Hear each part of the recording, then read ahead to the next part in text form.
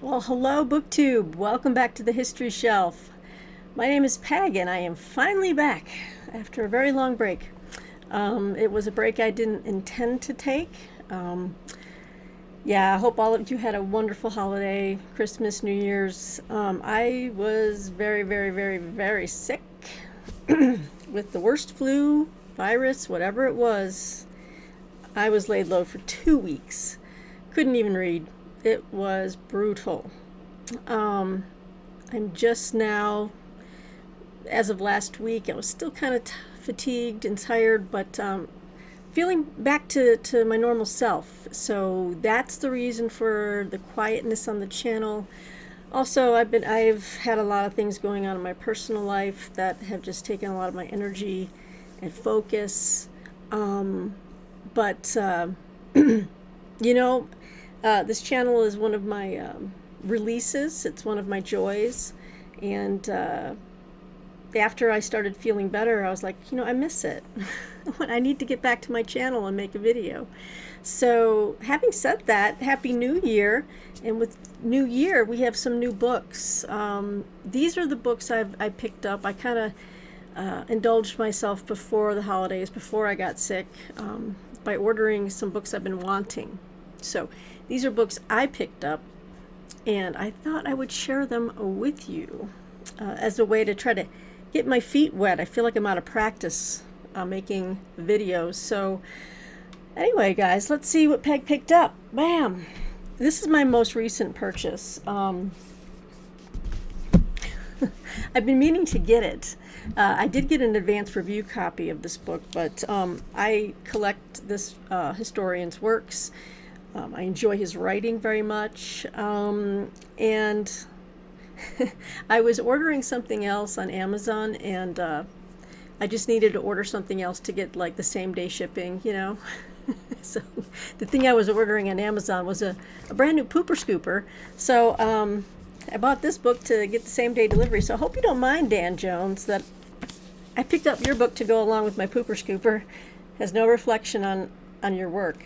But I finally got a nice hardcover copy of Henry V, The Astonishing Triumph of England's Greatest Warrior King. Huh? Look at that. It was half off on Amazon, so I was like, let's grab it. I have all of his other books. They're downstairs, so once I film this one, I'll get this up on next to the others in my collection. All right, let's see here. Henry V reigned over England for only 9 years and 4 months and died at the age of just 35.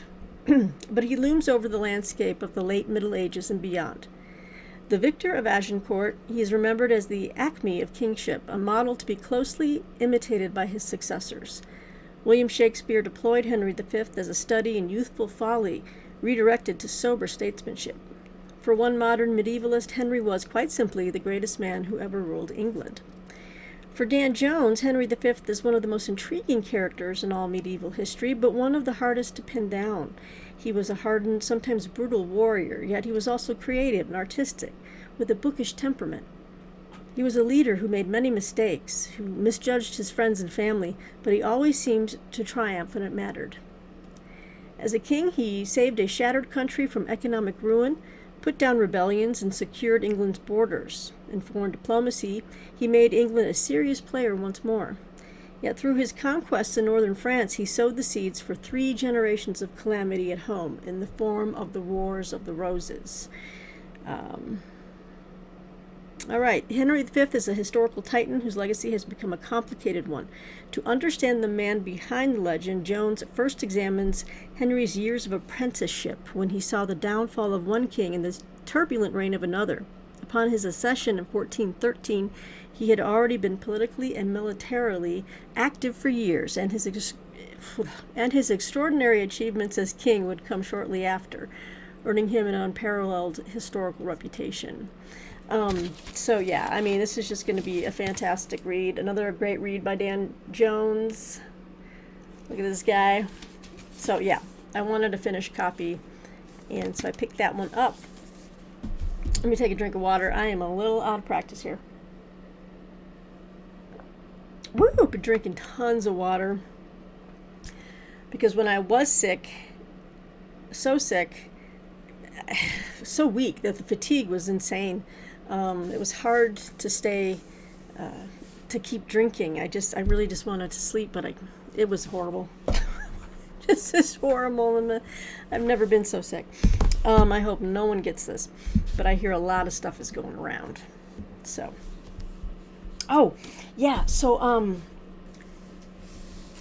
before the holidays, I noticed that Amazon was, a lot of the university presses, especially Yale University Press, they had huge markdowns on like big beefy histories. And I was just like, what? So I purchased a few.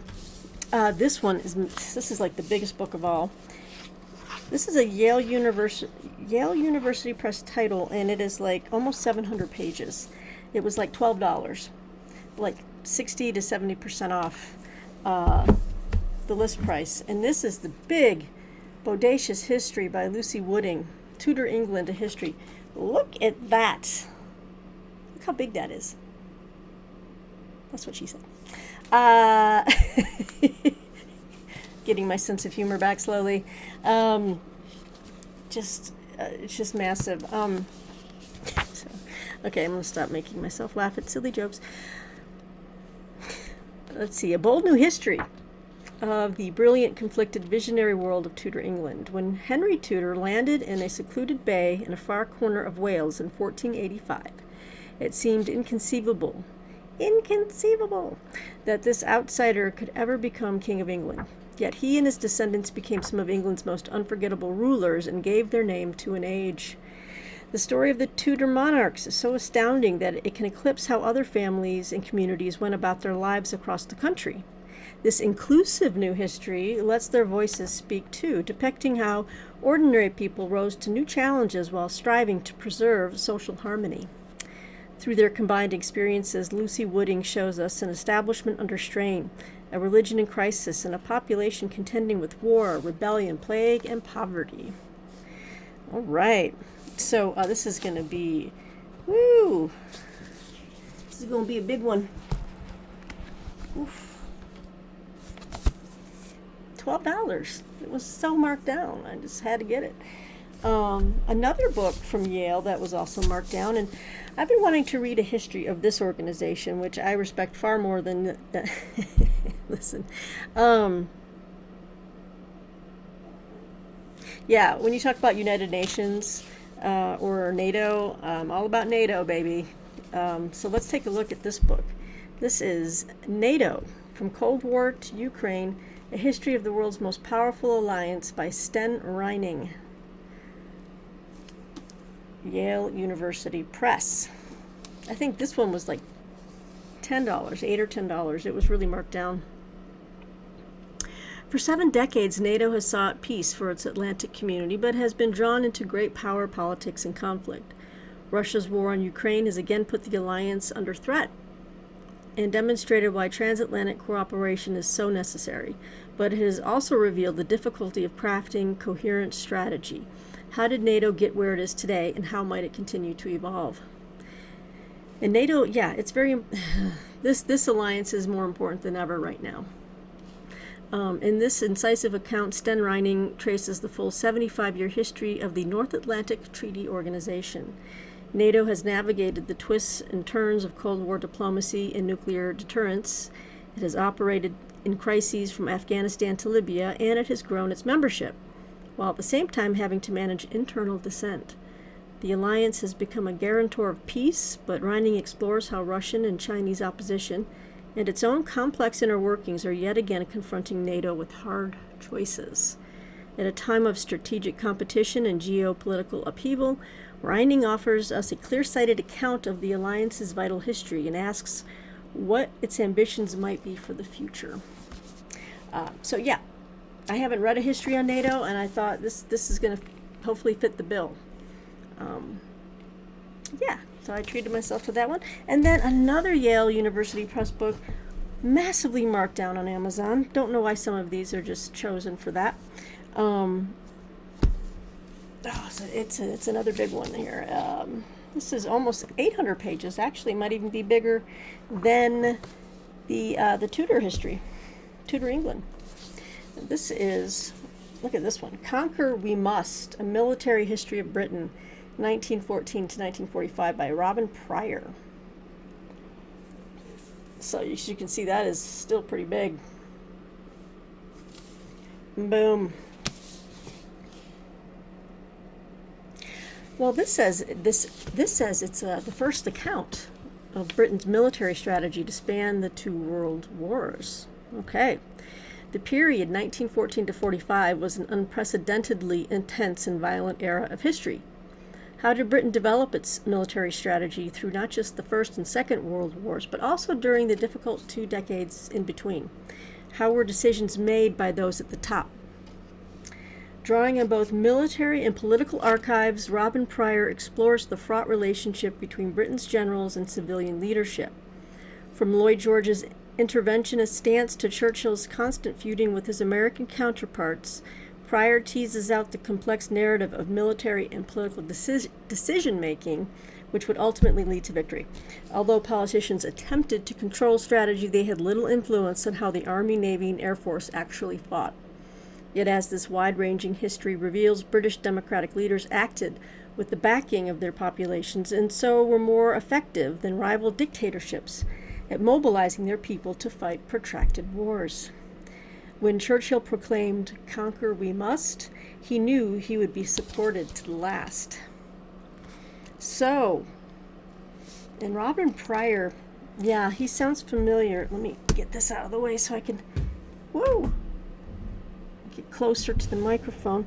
He's written books on World War I battles like the Somme, Passchendaele, and Gallipoli. And I'm wondering if I have one of those. I think I might have the Somme. And I might have just purchased last year his book on, I think I bought it used, the book on Passchendaele. But anyway, these were, like I said, marked down, so I played Santa for myself, and I picked these 3 up. Now this one I think I might have ordered used new, or no, I think this was also marked down. I haven't posted this yet on my social media accounts because I'm way behind since like I said, I lost 2 to 3 weeks of my life over the holiday break. Didn't really get a break, woe was me, but that's, I'll take some vacation at some point. But I had a review of this gentleman's latest book, which is an oral history of Gettysburg. I reviewed that for, I'll just tell you guys, Publishers Weekly. I'm supposed to be anonymous. But anyway, but I did. Yeah, and this is the book he wrote before the Gettysburg oral history, which I loved. And so I was like, you know what, I need to have this book because it's about the beginning of the Civil War. And this is The Cannon's Roar, Fort Sumter, and the Start of the Civil War, an Oral History by Bruce Chadwick. Since I love the format so much of the Gettysburg book, it basically is looks like this. You've got again, excerpts from diaries, letters, newspaper articles, whatever, from the people who were there. And that's how you read the history. And of course, we've got our inserts with all the different photos and artwork and stuff. But I love the one he did on Gettysburg, and I was like, yeah, I kind of like this format of just reading history through the eyes directly of the people experiencing it. So let me just read this to you real quick. This is the first ever oral history of the attack that sparked the Civil War. Sorry, got a little dry mouth there. On April 12th, 1861, Confederate troops began firing on Fort Sumter, beginning the bloodiest conflict in American history. Since that time, numerous historians have described the attack in many well-regarded books, yet the event still remains overlooked at times in the minds of the public. The Cannon's Roar seeks to remedy that. Rather than providing a third-person, after-the-fact description, acclaimed author Bruce Chadwick will tell the story of the attack through the people who were in the thick of it. In so doing, readers can hear from people themselves as they tell a compelling story in a new way that both draws readers in and lets them walk away with a better understanding and appreciation of one of the most dramatic and important events in our nation's history. The Cannon's Roar will provide portraits of the major players that are more descriptive than those offered by historians over the years. This book also gives voice to dozens of regular people from across the country and socioeconomic spectrum, providing readers with a true and complete understanding of the mood of the country and in Charleston, South Carolina. Let's see here. While we hear from historic pillars like Lincoln, P.G.T. Beauregard, and Jefferson Davis, Chadwick also features Charleston merchants and northern farmers, high society doyens, and the dregs, as well as South Carolina's new governor, Francis Pickens, who was the blustery former minister to Russia. Collectively, readers will obtain a fuller understanding of political and military leaders and what influenced their decisions or lack thereof. So the book also captures both the South and North's expectations regarding England entering the war, as well as letters from England's leaders showing their reluctance to do so, as well as an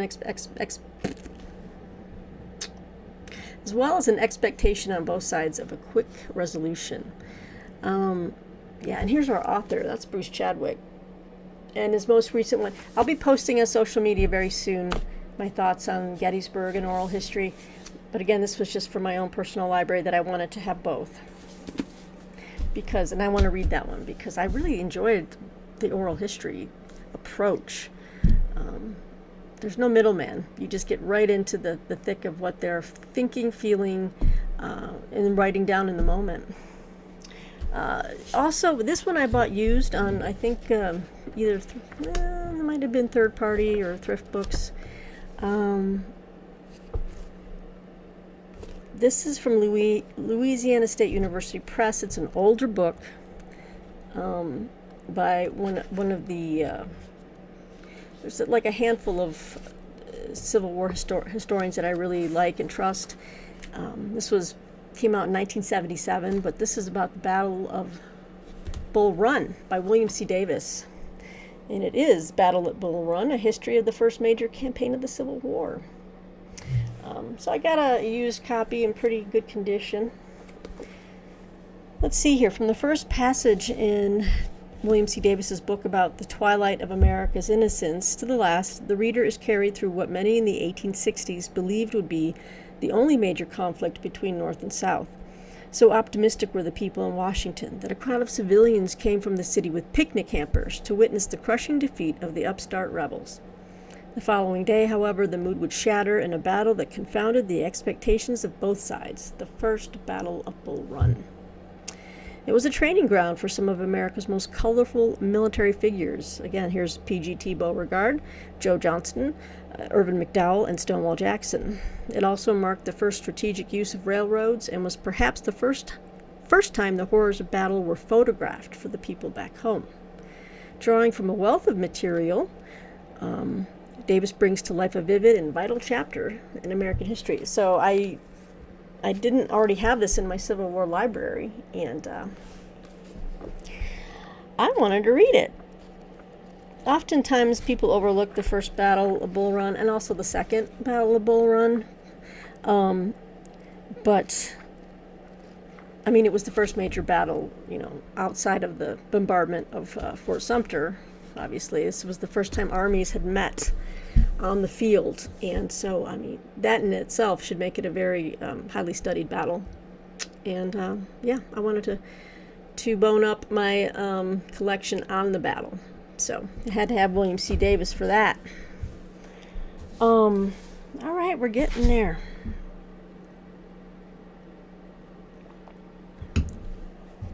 All right. This has been in my cart for ages. It's already gone into paperback, but I've been wanting the hardcover. I've always wanted the hardcover of this book. So I finally found a used copy, and it arrived, thankfully, as described. It's in great condition. And I'm just so tickled to finally have it in the library here at the History Shelf. This is Richard B. Frank's Tower of Skulls, A History of the Asia-Pacific War, July 1937 to May 1942. Whoops. Um, yeah, I mean, a real nice copy. And it's a big, big, beefy 700 plus page book. And, with Richard Frank, I have a couple of his other books. I think I purchased a bargain book of his on Guadalcanal. I think I might have Downfall as well, but I know I have Guadalcanal. Anyway, he's written some epic histories on the Pacific Theater. So let's see here. In 1937, the swath of the globe east from India to the Pacific Ocean enclosed half the world's population, all save a fraction enduring some form of colonialism. Japan's onslaught into China that year unleashed a tidal wave of events that fundamentally transformed this region and killed about 25 million people. Just can't even... At that point, it's just, you think it's just a number, but it's not. Each life was a tragedy that was lost. From just two nation states with real sovereignty, Thailand and Japan, and two with compromised sovereignty, China and Mongolia, the region today encompasses at least 19 major sovereign nations. This extraordinary World War II narrative vividly describes in exquisite detail the battles across this entire region and links those struggles on many levels with their profound 21st century legacies. Beginning with China's long neglected years of heroic, costly resistance, Tower of Skulls explodes outward to campaigns including Singapore, the Philippines, the Netherlands, East Indies, India, and Burma, as well as across the Pacific to Pearl Harbor. These pages cast penetrating light on how struggles in Europe and Asia merged into a tightly entwined global war. They feature not just battles, but also the sweeping political, economic, and social effects of the war, and are graced with a rich tapestry of individual characters, from top-tier political and military figures down to ordinary servicemen, as well as the accounts of civilians of all races and ages. Okay, that's right. This is the first volume in a trilogy. I don't think I've seen the second one yet. This might probably take him the rest of his life. In this first volume of a trilogy, award-winning historian Richard B. Frank draws on rich archival research and recently discovered documentary evidence to tell an epic story that gave birth to the world we live in now. So, okay, yeah, this book has been out for a couple of years, maybe a few. Oh, it's been out for more than 4 years. It came out in 2020. And he dedicated it to Samuel Eliot Morison for the inspiration to love and study history. Samuel Eliot Morison is well known for his vast corpus of writings on the naval battles and Pacific battles in the theater. I've got that collection in paperback or softcover that I purchased through the Naval Institute Press. So I got all that, and Tower of Skulls, the first in a trilogy. I'm curious to see. I don't think he is. Let's see here. We're gonna do a little looky-loo. Yeah, no. He has not written this. When is your second book coming, bro? I'm excited for it. All right, where are we at? I've got 2 more books to show you, and then we'll wrap it up as I kind of ease back into making videos. I have book number 1, and this is from Notre Dame Press, and I found this used. Probably I spent about $18-20 to get this, but no, I don't even know if it's used. It looks really good, actually. It looks brand new to me. But I had to get the second book. This is Between Two Millstones, book 2 of Exile in America, 1978 to 1994 by Alexander Solzhenitsyn. I had to have it because I've got the first book. So, and I'm fascinated with Solzhenitsyn, his writings, his thinking. Anyway, let me read this to you real quick. This compelling account concludes Nobel Prize winner Solzhenitsyn's literary memoirs of his years in the West after his forced exile from the USSR following the publication of the Gulag Archipelago. The book reflects both the pain of separation from his Russian homeland and the chasm of miscomprehension between him and Western opinion makers. In Between Two Millstones, Solzhenitsyn likens his position to that of a grain that becomes lodged between two massive stones, each grinding away. The Soviet communist power with its propaganda machine on the one hand, and the Western establishment with its mainstream media on the other. Book 2 picks up the story of Solzhenitsyn's remarkable life after the raucous publicity over his 1978 Harvard address has died down.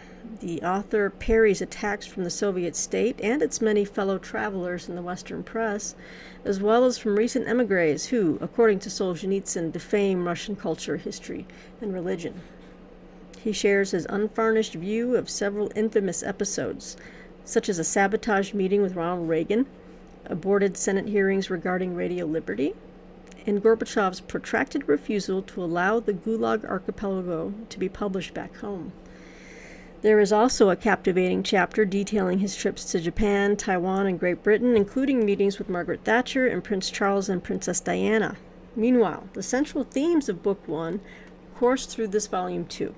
The immense artistic quandary of fashioning the red wheel. I'm really keen to read about this in here because I don't think I have all of the red wheel.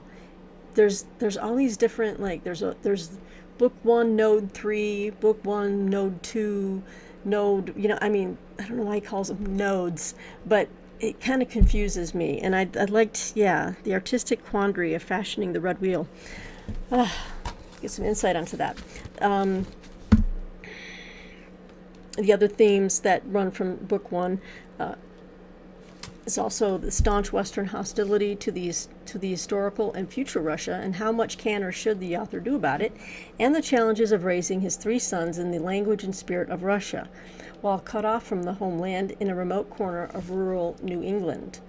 The book concludes in 1994 as Solzhenitsyn bids farewell to the West in a valedictory series of speeches and meetings with world leaders, including John Paul II, and prepares at last to return home with his beloved wife Natalia, full of misgivings about what use he can be in the first chaotic years of post-communist Russia, but never wavering in his conviction that, in the long run, his books would speak, influence, and convince. This vibrant, faithful, and long-awaited first English translation of Between Two Millstones, Book 2, will fascinate Solzhenitsyn's many admirers as well as those interested in 20th century history, Russian history, and literature in general. I'm interested in all the 3 of those things. Now I have both books of his memoirs, being in America. Love it. I should actually make a video sometime of all my Solzhenitsyn books and Solzhenitsyn adjacent books, books about him, obviously his own writings. I've got a lot. So I might have to write that down on my list of video ideas. Okay, so you know what? I bought this on a whim because I have seen this. I enjoy Johnny Keene's channel, another booktuber. He's one of the first guys I really started watching a lot, way before I started my channel, which I think I've had my channel now for, oh man, how long have I had it? 7 years? 6 or 7 years? I don't know. I gotta go look at. I think I started in 2017, y'all. Y'all. Anyway, he's got some interesting selections. And Johnny, if you're watching, hi Johnny. Hope you're doing well. I like reading biographies in general, and I've always enjoyed reading biographies about writers. Back in the day, I wanted to be a writer. But I don't know much about this writer, but just from listening to Johnny talk about him, and I did buy his most famous book, and I still need to read it, the Book of Disquiet, I believe. I was like, you know what? I'm going to see if I can find a biography on Pessoa. And so I did. I picked up, it's a used copy, hardcover copy of Richard Zenith's Pessoa. Oof, and this is another heavy, big one there. So thanks, Johnny, for turning me onto this book. Okay, yeah, he was a poet. He was Portuguese. All right, nearly a century after his death, the Portuguese poet Fernando Pessoa, and he lived from 1888 to 1953. Sorry, 35. I transposed those two numbers. Remains one of our most enigmatic writers. Believing he could do more in dreams than Napoleon, yet haunted all his life by the specter of hereditary madness, Pessoa invented dozens of alter egos, or heteronyms, under whose names he wrote in Portuguese, English, and French. Unsurprisingly, this most multifarious of writers has long eluded a definitive biographer, but in renowned translator and Pessoa scholar Richard Zenith, he has finally met his match. Relatively unknown in his own lifetime, Pessoa was all but destined for literary oblivion when the arc of his afterlife bent, suddenly and improbably, toward greatness, with the discovery of some 25,000 unpublished papers left in a large wooden trunk. Wow. Drawing on this vast archive of sources, as well as on unpublished family letters, and skillfully setting the poet's life against the nationalist currents of 20th century European history, Zenith at last reveals the true depths of Pessoa's teeming imagination and literary genius. Let's see here. Oh, I think Boomer's up. Hang on, I gotta let him out. You know what? No. Hang on, Boomer. Booms! Don't you love live? Well, this isn't live, but might as well be. I'm going to continue. Much as Nobel laureate Jose Saramago brought a single heteronym to life in the year of the death of Ricardo Reis, Zenith traces the backstories of virtually all of Pessoa's imagined personalities, demonstrating how they were projections, spin-offs, or metamorphoses of Pessoa himself. A solitary man who had only one ultimately platonic love affair, Pessoa used his and his heteronym's writings to explore questions of sexuality, to obsessively search after spiritual truth, and to try to chart a way forward for a benighted and politically agitated Portugal.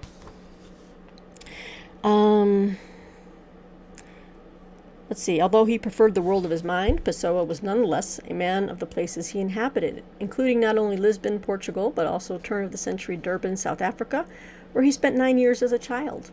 Zenith recreates the drama of Pessoa's adolescence and his bumbling attempts to survive as a translator and publisher.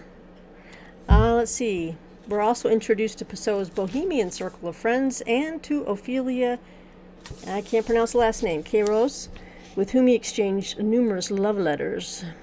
Pessoa reveals in equal force the poet's unwavering commitment to defending homosexual writers whose books had been banned, as well as his courageous opposition to Salazar, the Portuguese dictator, toward the end of his life.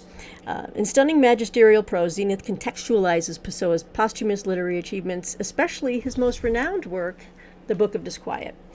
So I'm going to be reading that book, and this will make a very good companion piece. This biography will kind of hopefully help me to grok it, if you will. So, yeah. So these are some of the books I picked up over the new year. 1 second. There we go. Thank you. I just let the dog out. So yeah, I've got quite a stack here, eh? I need to go find space on my shelves downstairs for these. But I'm pretty pleased with these. These are all things I was really wanting for my collection to keep. And so yeah, what else? I will be having more videos coming. I'm doing some catch up on some review work that did not get done on my break, which I had planned over my break to write several book reviews, and everything came to a screeching halt. Another little update. I had to step back from being a co-host for the Historathon 2025, just because I'm trying to lessen some of the stressors in my life, and I've been feeling I still need to make my year-end video of what I read over the year for Historathon 2024. Still have a lot of videos I need to make. I also wanted to do my favorite books of 2024. I think you all might enjoy that. That just takes some time to like go back through the books I've read, make sure I've got either physical copies to show in that video or thumbnails that I can plop in and, you know, post-production editing, if you will. But yeah, I'm trying to maybe lessen a little bit my my workload.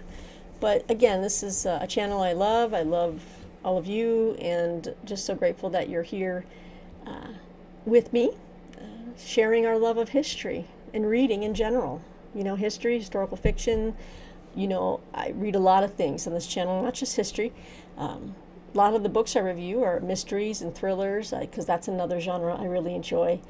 I'd like to get Martine and myself back into finishing up the last two Marple books, Agatha Christie's Miss Marple series. We have 2 more books to finish, and then we still want to try giving the Poirot series a shot in 2025.